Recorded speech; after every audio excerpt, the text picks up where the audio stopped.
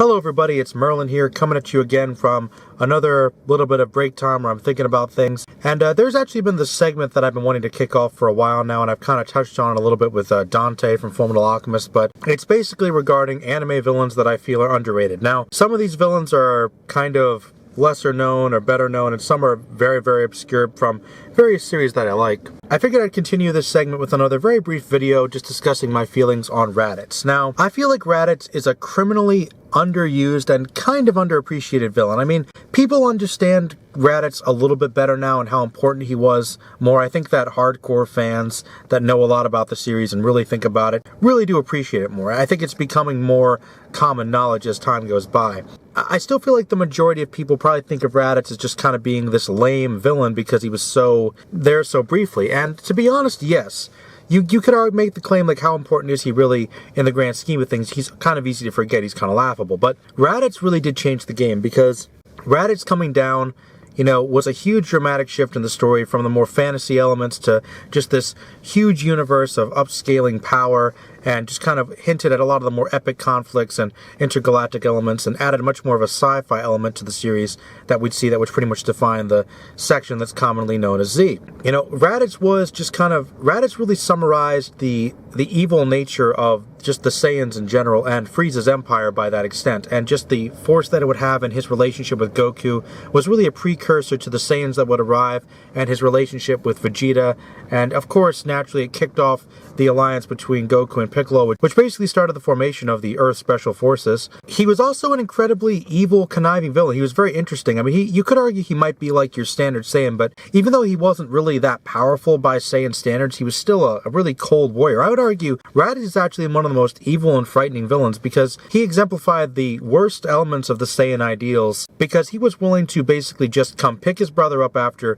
decades of not seeing him, just because they needed a little extra help to eliminate this one planet. He says, oh, hey, this is the greeting to your family. I'm your stepbrother. I'm also an alien. Big plot twist for the show. But also, when Goku refuses, he kidnaps his own nephew and threatens to kill him. And he basically says, hey, Goku, you have to kill 100 humans, pile them up here on Roshi's Island, just to show that you are loyal and you're going to do what I say.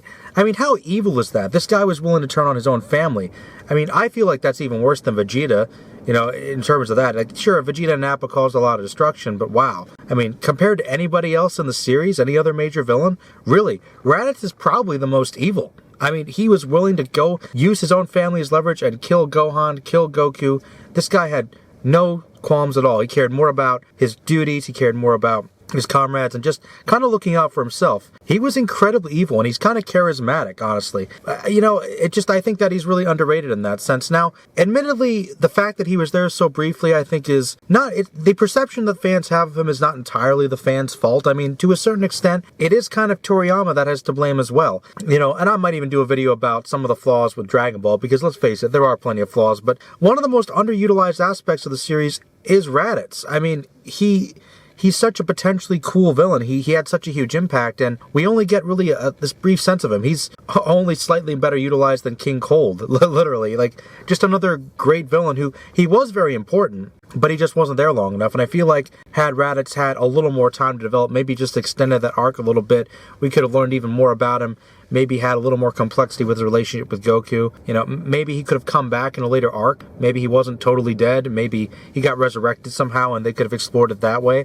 I just feel like it could have really built upon the relationship. Admittedly, he did serve his purpose well in his brief period of time. I think he is a well-written bad guy, and I think that Goku kind of learns everything about him he needs to. Is like, you know what, you're not my brother. I wouldn't associate with anybody like you, so heck with that, basically. So, I guess potentially from a character and plot standpoint, Raditz's arrival does really work and is very important, but I think some people do forget that, and I will admit that is partially because, yes, he was a little underutilized, but even so, I don't think that you can really hold that against him himself. I think that Raditz is still a very important villain, still a very interesting villain, and definitely needs to get a little more thought and attention, I think, that he has in recent years, but I think it's slowly getting there. So guys, please let me know what you think about Raditz and his importance and his place in the series. Would you guys have liked to have seen Raditz come back? Do you guys think he is kind of underrated and lame?